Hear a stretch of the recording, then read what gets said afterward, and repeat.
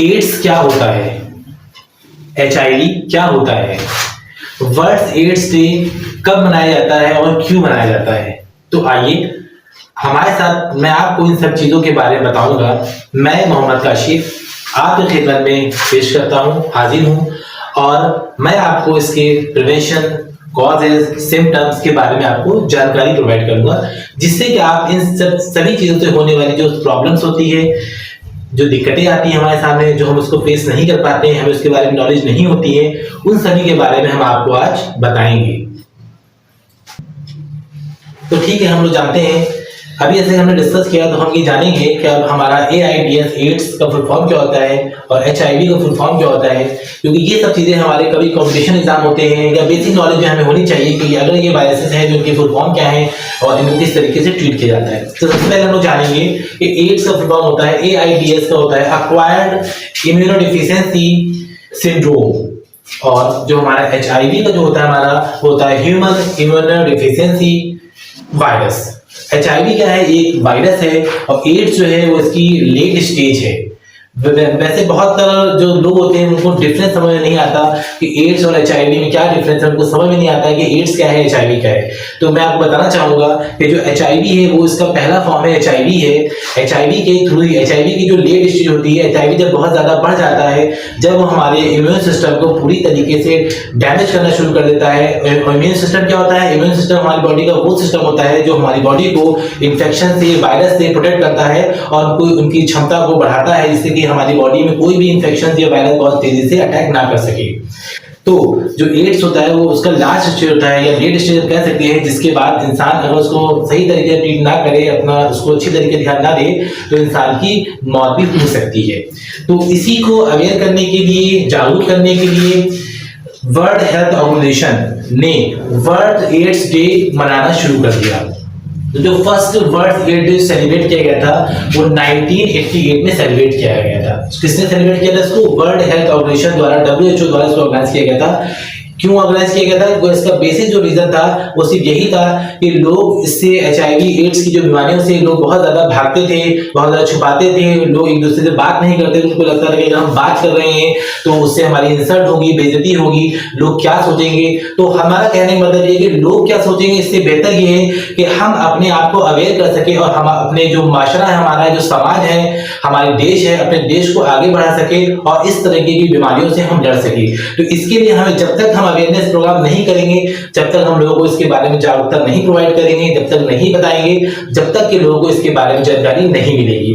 तो ये टॉपिक है, ये कोई भी टॉपिक आपका हेजिटेशन का, शर्माने का बिल्कुल भी नहीं है। आप इसको बहुत आराम से खुल के बात कर सकते हैं, इसके कॉजेस को, इफेक्ट को जान सकते हैं और इसको समझ सकते हैं, और अगर इनके किसी को समस्या है तो आप उसको समझा सकते हैं। और खास करके जो हमारे स्टूडेंट्स हैं, जो बच्चे हमारे हैं, उनको अगर इसके बारे में जानकारी नहीं होती है तो उनको अभी से ही इसके बारे में जानकारी होनी चाहिए कि ये बीमारी कैसे होती है और इससे हम कैसे बच सकते हैं। तो उसके बाद हम आगे बढ़ते हैं। तो हम आपको बताना चाहेंगे कि जो हमारा जो एचआईवी जो होता है हमारा, उसकी स्टार्टिंग की 3 स्टेज होती है। जो पहली स्टेज आप देख रहे होंगे वो है एक्यूट स्टेज, जिसको बोला जाता है फर्स्ट फ्यू वीक्स में ही हमारा ट्रांसमिशन शुरू होने लगता है, तो उसको हम स्टेज 1 बोलते हैं। सेकंड हमारी है वो हमारी क्लिनिकल लेटेंसी और क्रॉनिक स्टेज बोला जाता है, जो हमारी बॉडी को धीरे करके और हार्म करना शुरू कर देती है, जिसको मिडिल स्टेज हम कह सकते हैं। और जो लास्ट और थर्ड स्टेज हमारी, इसको लेट स्टेज बोला जाता है, वो हमारा एड्स है, जिसके बाद हमारी बॉडी रिकवर नहीं हो पाती है, बहुत ज्यादा प्रॉब्लम बढ़ जाती है, बहुत ज्यादा वायरस फैल जाता है हमारी बॉडी में, जो हमारे इम्यून सिस्टम को खराब कर देता है और उसके बाद इंसान को बचाना मुश्किल हो जाता है। उसके बाद हम अगर आपको बात करें, जो हमने कुछ डाटा कलेक्ट कर रखा हुआ है, जो मेरे पास डाटा है, वो हम ये आपको बताना चाहेंगे कि जो फर्स्ट डिस्कवर्ड एचआईवी जो था, उसका जो सैंपल था वो साइंटिस्ट ने कलेक्ट किया था। ह्यूमन ब्लड सैंपल जो कलेक्ट किया गया था वो हमारा 1959 में कलेक्ट किया गया था। तो उसके बाद हमने 1959 देखा। उसके बाद हम आपको बताएंगे ग्लोबल डाटा। ग्लोबल मतलब पूरे वर्ल्ड का जो डाटा है वो हमारा है about 39.9 million peoples were living with HIV at the end of 2023। उसके बाद लगभग 39.9 पीपल, आप ये समझ सकते होंगे कितनी ज्यादा जनसंख्या के जो लोग हैं जो HIV पॉजिटिव हैं। 2023 तक के डाटा में इस चीज को निकाला गया था। उसके बाद अगर हम ग्लोबल डाटा को और अच्छी तरीके से हम अगर उसको क्लासिफाई करें, कैटेगराइज करें, तो आप ये जानेंगे कि 1.4 मिलियन जो है उसमें चिल्ड्रंस आते हैं जो 0 से लेकर के 1 ईयर से लेकर के और 14 ईयर के बीच में आते हैं, और 38.6 मिलियन अडल्ट आते हैं 15 ईयर्स और उससे अबव। तो आप ये समझ सकते हो कि डाटा कितनी तेजी से बढ़ रहा है, कितनी तेजी से HIV पॉजिटिव जो पेशेंट्स हमारे हैं या जो लोग हैं वो कितनी तेजी से बढ़ रहे हैं। उसके अलावा अगर हम इंडिया की बात करें, हमारे इंडिया में, हमारे देश में बात की जाए, तो हमारे पास 16.9 लाख आर HIV पॉजिटिव, तो ये भी काफी ज्यादा जनसंख्या है। तो ये सोचने का विषय है, इस सब पे हम सबको चर्चा करना चाहिए, सोचना चाहिए और इसको गंभीरता से लेना चाहिए।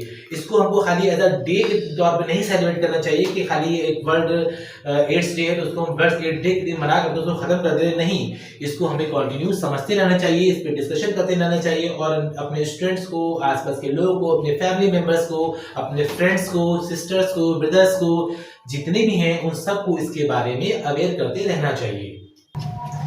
तो उसके बारे में एक जानकारी हमें और आपको देनी थी कि जो वर्ल्ड एड्स डे है उसकी जो इस बार 2024 में जो थीम रखी गई है वर्ल्ड हेल्थ ऑर्गेनाइजेशन के थ्रू वो रखी गई है, take the right path, my health my right. इसको अच्छी तरह से आपको समझना चाहिए। कहने का मतलब क्या है कि हमको सही रास्ता चुनना है, सही रास्ते पे हमको चलना है और सही मार्ग को देखना है। और किस लिए देखना है? क्योंकि मेरी हेल्थ है और ये मेरा अधिकार है। हमको अपनी हेल्थ को समझना होगा और ये मेरा अधिकार है, ये मेरे राइट्स हैं कि हम अपनी हेल्थ को सही कर सके और उसको बेहतर बना सके, जिससे हमें इन सब की तरह कोई प्रॉब्लम ना आए। अब हम आगे बढ़ते हैं, अपने टॉपिक को आगे बढ़ाते हैं और कुछ हम वेज जानेंगे, कुछ तरीके जिससे HIV जो होता है एक पर्सन से दूसरे पर्सन तक के फैलता है, जिसको हमें समझना होगा और उसकी हमें रोकथाम करनी होगी। सबसे पहला जो चीज आता है, जो सबसे पहली कॉमन और सबसे ज्यादा जो चीज होती है वो हमारी है थ्रू अनप्रोटेक्टेड सेक्स। जब अनप्रोटेक्टेड सेक्स होता है तो उसमें ही प्रॉब्लम क्रिएट होती है। उससे भी होता है, सबसे तेजी से उसमें होता है कि हमारा जो HIV या एड्स वाले जो प्रॉब्लम होती है वो उससे होती है। सेकंड जो हमारा आता है दूसरे नंबर पे, वो हमारा बाय शेयरिंग नीडल्स या सीरिंज।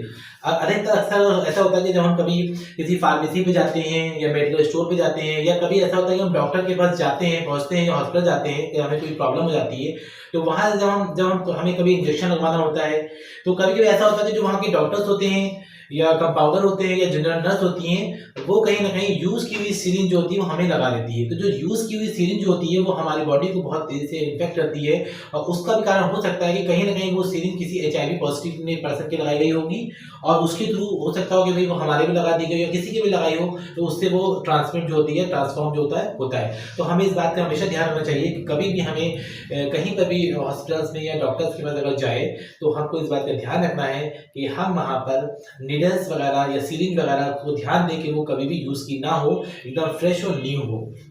सेकेंड और थर्ड अगर हम बात करेंगे तो by sharing tattoos equipment without sterilising it between uses. कि जो बहुत से लोग टैटू बनवाते हैं अपने हैंड्स पे, शोल्डर्स पे, कहीं कहीं बनवाते हैं, तो उससे प्रॉब्लम होती है कि अगर आपको उससे पहले आपको सही तरीके से आपको उसको सही साफ करना होता है और जो यूज की जा रहा है इक्विपमेंट है उस इक्विपमेंट को अच्छी तरीके से सैनिटाइज कर लेना चाहिए, उसके बाद ही उसको हमें यूज करना चाहिए। और चौथा जो पॉइंट हमारा है वो है ड्यूरिंग प्रेगनेंसी के टाइम पे भी जब फीमेल हमारी प्रेग्नेंट होती हैं, तो अगर इन केस उनका भी HIV पॉजिटिव है तो कभी कभी उनके थ्रू जो उनका बेबी होता है उसमें भी हमारा जो HIV होता है वो फैल जाता है। और उसके बाद हमारा है ड्यूरिंग ब्रेस्ट फीडिंग, और जब फीमेल्स होती हैं या विमेंस होती हैं जब अपने बच्चे को फीडिंग करती हैं तो कभी कभी उसके भी थ्रू अगर उनके HIV पॉजिटिव है तो वो बेबी में भी ट्रांसमिट हो जाता है। तो ये कुछ हमारे वेज थे।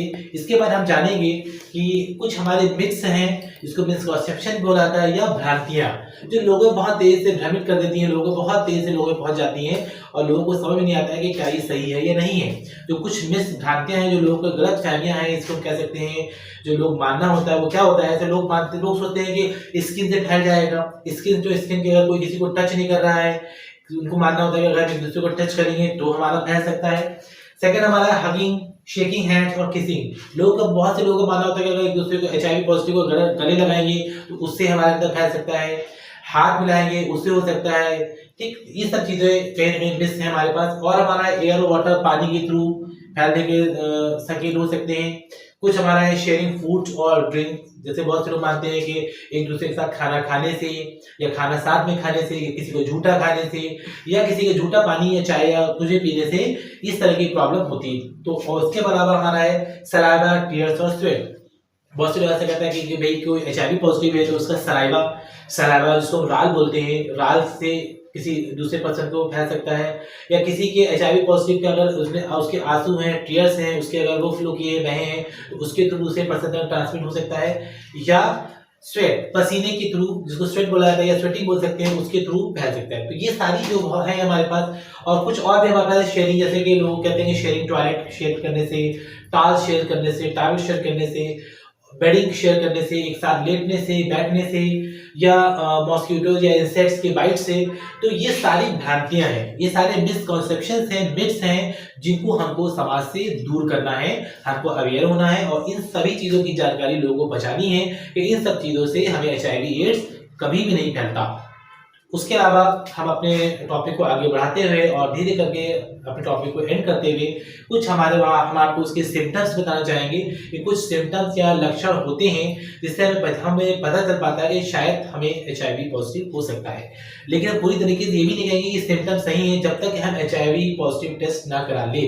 टेस्ट के बिना हम चीजें क्लियर नहीं कर सकते, लेकिन फिर भी कुछ सिम्टम्स होते हैं जो पर्सन के अंदर धीरे करके पता चलना लग जाते हैं। सबसे पहला होता है कि उसको फीवर आने लगता है, लगातार बना रहता है, लंबे समय तक फीवर आता है। उसके अलावा इंसान की बॉडी जो होती है वो अपने अंदर बहुत ज़्यादा कमजोरी, वीकनेस महसूस करती है, उसको उठने बैठने में, चलने में दिक्कत होती है, जॉइंट्स पेन उसको होने लगते हैं। उसके अलावा उनको रात में सोने में बहुत ज़्यादा स्वेटिंग हो रही हो, बहुत ज़्यादा पसीना आ रहा हो, इससे भी कहीं ना कहीं हम उसको समझ सकते हैं। और उसके अलावा हमारे पास ये भी है कि बहुत से लोगों को स्टमक डिस्टर्ब हो जाता है या स्टमक अपसेट हो जाता है, जहाँ पेट की समस्या, पेट की बीमारियां या प्रॉब्लम या उसमें दर्द होने लग जाता है। तो कुछ ये कॉमन सिम्टम्स हैं जो HIV या एड्स पॉजिटिव पर्सन में पाए जाते हैं। तो कुल मिलाकर के ये सारी वीडियोस हमारे आज पे थी। जो मैंने आज का टॉपिक, जो कंटेंट था मेरा, वो था HIV एड्स के बारे में। और वर्ल्ड एड्स डे जो 1 दिसंबर को मनाया जाता है, उस पर मैंने एक कंटेंट बनाया है। और मैं जानता हूँ, मैं कोशिश है मेरी और यही जानता हूँ कि आप सभी ने इन चीज़ों को अच्छी तरीके से समझा होगा और जाना होगा। तो प्लीज़ इसको मैं उम्मीद करता हूँ कि आपको मेरी इस वीडियो पसंद आई होगी। प्लीज़ इसको आप लाइक करें, सब्सक्राइब करें और शेयर करें, और मेरे चैनल को आगे तक के उसको फॉलो करते रहें।